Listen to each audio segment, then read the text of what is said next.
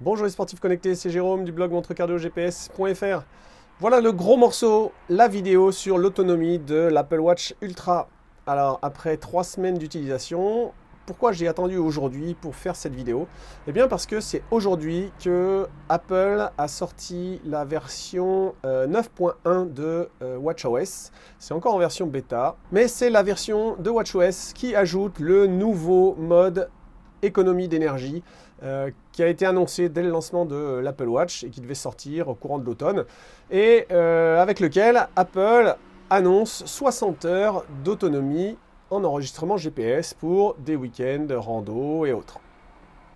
Je ne vais pas vous parler que du mode économie d'énergie, je vais vous balayer tous les modes d'enregistrement de l'Apple Watch avec toutes les autonomies, ce qu'annonce Apple et ce que moi j'ai pu mesurer sur mes tests. Au passage, je vous fais la première vidéo depuis ma nouvelle base avancée pour les tests outdoor, Samoin. Pensez bien à mettre un j'aime sur cette vidéo si vous la trouvez intéressante, et puis vous pouvez également vous abonner à la chaîne pour être prévenu de toutes les prochaines vidéos que je publierai. Pour commencer, le premier mode, eh bien, c'est le mode tout simplement le plus précis. Apple annonce dans ce mode 12 heures d'autonomie GPS, et c'est exactement ce que j'ai pu confirmer d'après mes tests, 12 heures. Ça, c'est un mode dans lequel on a quand même l'écran en toujours allumé, mode Always On. Et puis, je vous rappelle que l'Apple Watch Ultra, elle a une puce multi-GNSS double fréquence. Donc, on est sur de la haute précision. C'est l'équivalent de ce qu'on peut trouver sur l'Epix 2 Saphir. Et c'est un mode qui est absent de l'Epix 2 normal, qui n'a pas ce mode multi-GNSS double fréquence. Ensuite, on a un mode qui n'est pas vraiment un mode, qui est simplement un réglage, conservant la meilleure précision des capteurs, mais tout simplement en basculant avec le panneau de configuration, l'écran en mode extraction automatique. C'est pas un mode qui est décrit par Apple, c'est juste un réglage qu'on fait, et avec ça, moi j'arrive à peu près à 18 heures d'autonomie, ce qui est déjà un bon petit boost, plus 50%.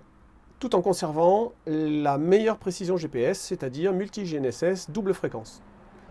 Ensuite, on a le mode économie d'énergie classique. Ça, je dis classique parce que c'est le mode qui existait déjà sur les Apple Watch avant la sortie de l'Apple Watch Ultra, et donc qui existe également sur l'Apple Watch 8, et qui a été présent sur l'Apple Watch Ultra dès la sortie de l'Apple Watch Ultra.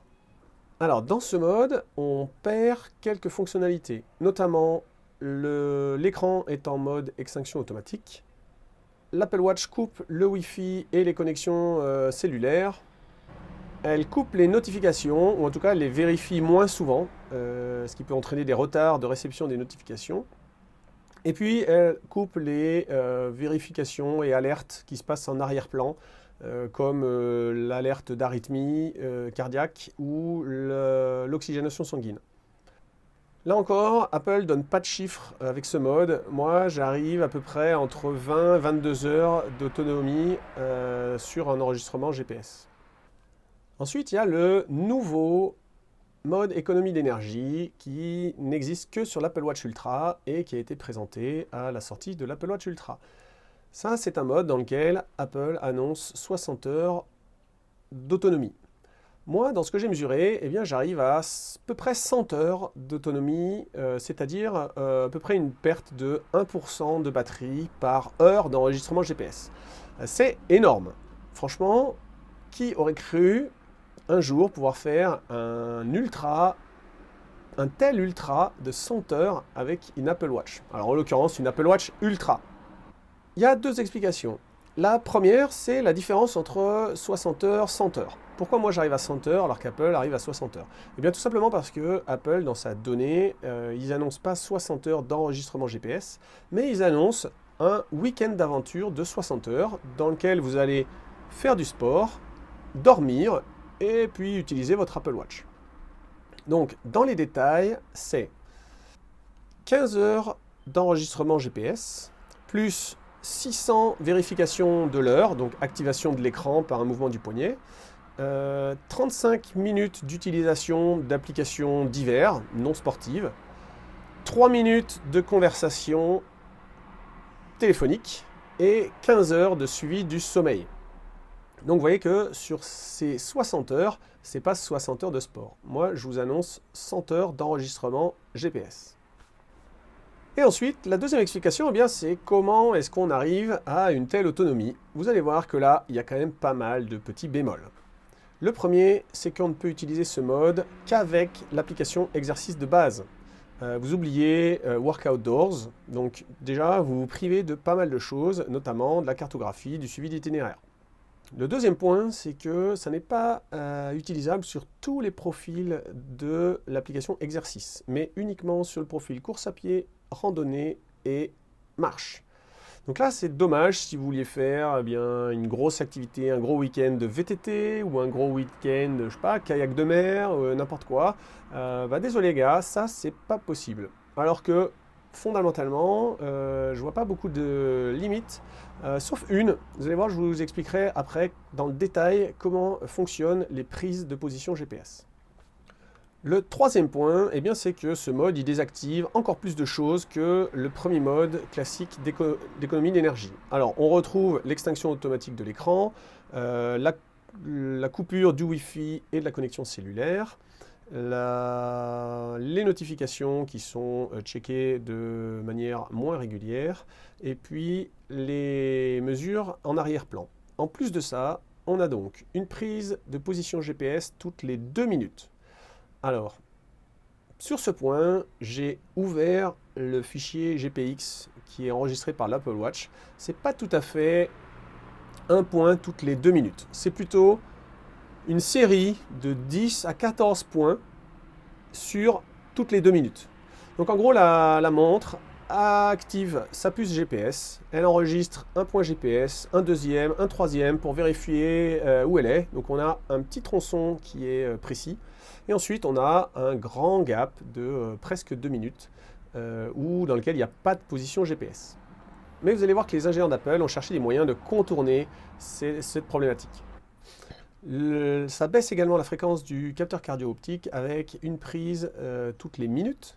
Ça réduit la fréquence de l'altimètre. Alors là, j'ai pas réussi à trouver de créneau. Je sais pas, c'est un peu aléatoire. En tout cas, ça m'a pas l'air régulier. Ce qui découle de ces 3 points concernant les capteurs, eh bien, ça se traduit à l'écran, c'est-à-dire qu'on a un rythme de rafraîchissement des données qui est réduit. Concrètement, la donnée de distance, elle va être rafraîchie lorsque la puce GPS est activée. Et puis ensuite, vous allez marcher, courir, la distance ne va pas s'incrémenter pendant une période de 2 minutes. Et au bout de ces 2 minutes, donc 2 minutes moins 10, 14, 15 secondes, donc au bout de 1 minute 45, là, le champ de distance va se réincrémenter.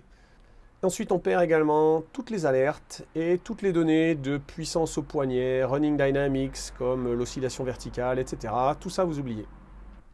Alors, je vous le disais, les ingénieurs d'Apple ont été malins.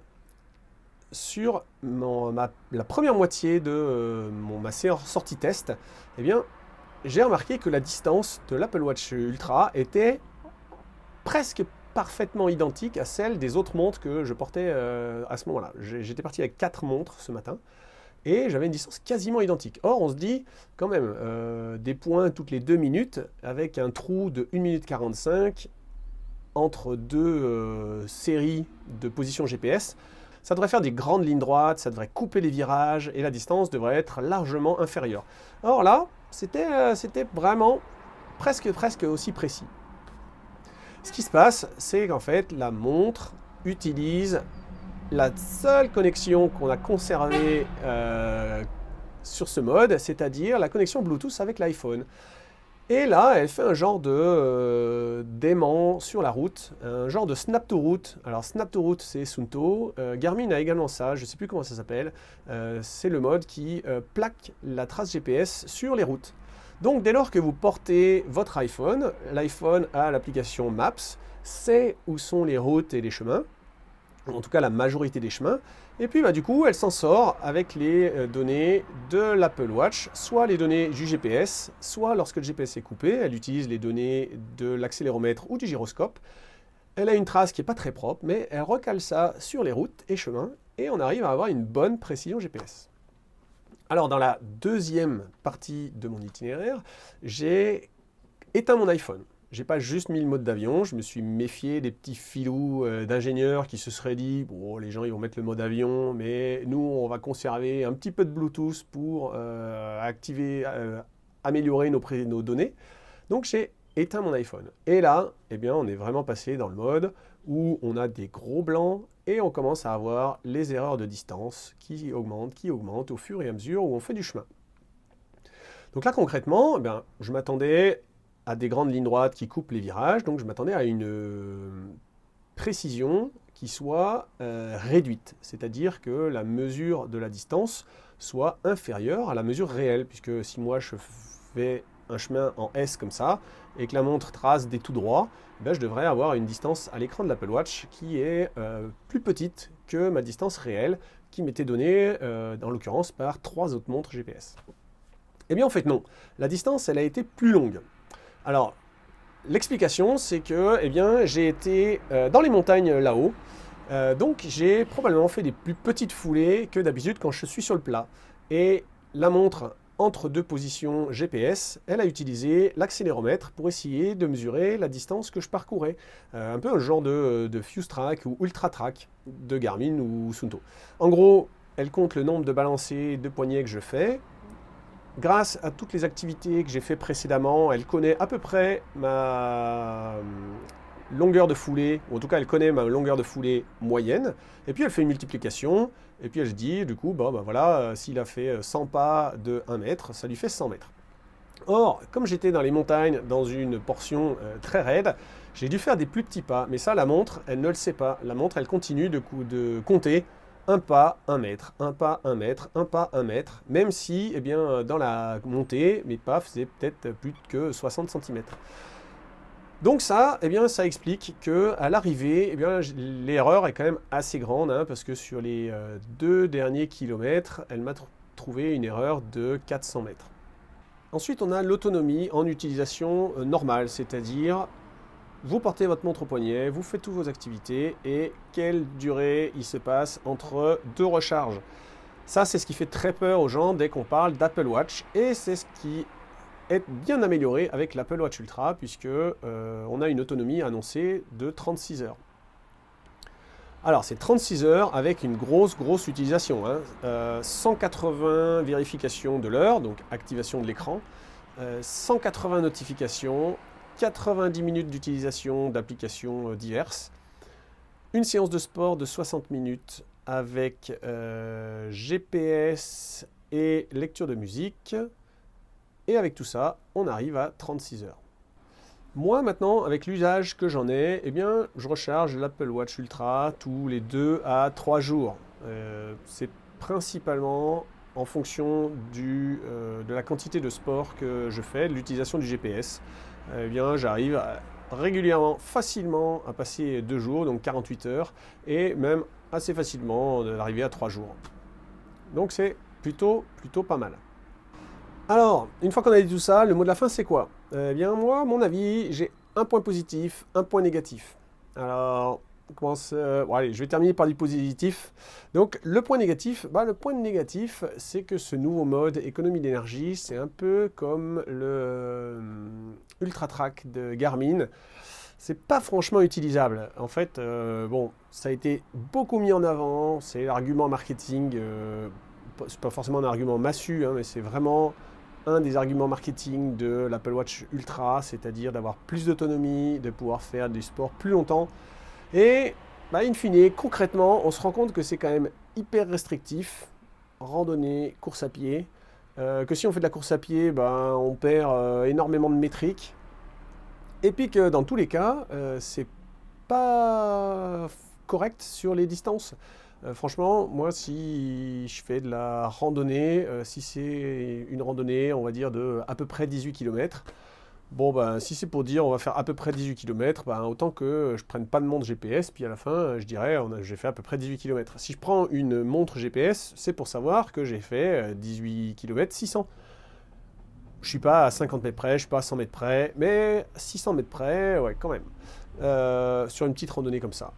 Si je prends une montre GPS et qu'à la fin, elle me dit que j'ai fait 19 km 200, alors que c'est pas vrai, du coup, ça servait à quoi de prendre cette montre GPS?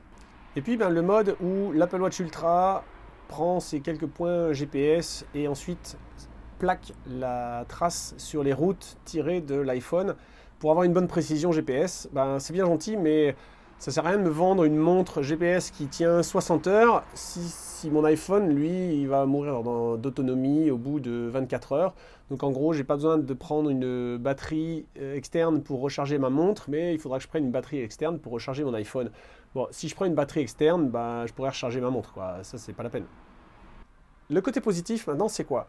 Eh bien, c'est que les données qui sont annoncées par Apple, ce sont des données solides. Et là, je dois dire qu'ils font mieux que tous les autres constructeurs, où quand Garmin vous annonce que votre montre tiendra jusqu'à 21 jours en mode montre connectée, en fait, ça, c'est le mode montre connectée où vous faites rien d'autre. C'est-à-dire, vous portez votre montre au poignet et vous faites rien. Mais dès que vous allez faire du sport, vous n'atteindrez pas les 21 jours. Dès que vous activez la mesure du SPO2, vous n'atteindrez pas les 21 jours. En gros, dès que vous activez quelque chose, le rétroéclairage, les alertes qui vont faire des vibrations, etc. Tout ça, à chaque fois que vous activez quelque chose, vous perdez de l'autonomie et vous n'arriverez jamais aux 21 jours qui sont annoncés par Garmin. Là, Apple Watch, ils sont forts et ils sont hyper honnêtes. Apple Watch, ils disent quoi? Ils disent, vous avez acheté une Apple Watch, c'est pas juste pour mesurer des distances par le GPS, c'est parce que vous voulez une montre connectée, vous allez utiliser des applications, vous allez faire plein de choses avec. Et nous, quand on vous annonce 36 heures d'autonomie avec votre Apple Watch, ça inclut du sport, des notifications, des appels téléphoniques, des activations d'écran, etc., etc. Tout est inclus. Donc en fait là, c'est pas jusqu'à 36 heures, c'est vous aurez au moins 36 heures d'autonomie. Moi, franchement, mon Apple Watch, jamais je la recharge tous les 1 jour et demi. Elle me fait 3 jours à peu près. Donc, sauf si vous avez un usage qui est absolument démentiel. Alors, il y en a certains, ils vont y arriver, hein, ceux qui connectent, ceux qui contrôlent leur maison connectée avec, je sais pas, leur voiture, j'en sais rien. Il y a plein de trucs qui sont possibles sur l'Apple Watch. Eux, peut-être qu'ils arriveront à 36, 40, 48 heures. Je veux dire, moi, je suis entre 2 et 3 jours. 3 jours si je fais très peu de sport, 2 jours si je fais un peu de sport de manière régulière. Et donc ça, c'est quand même le côté vraiment positif.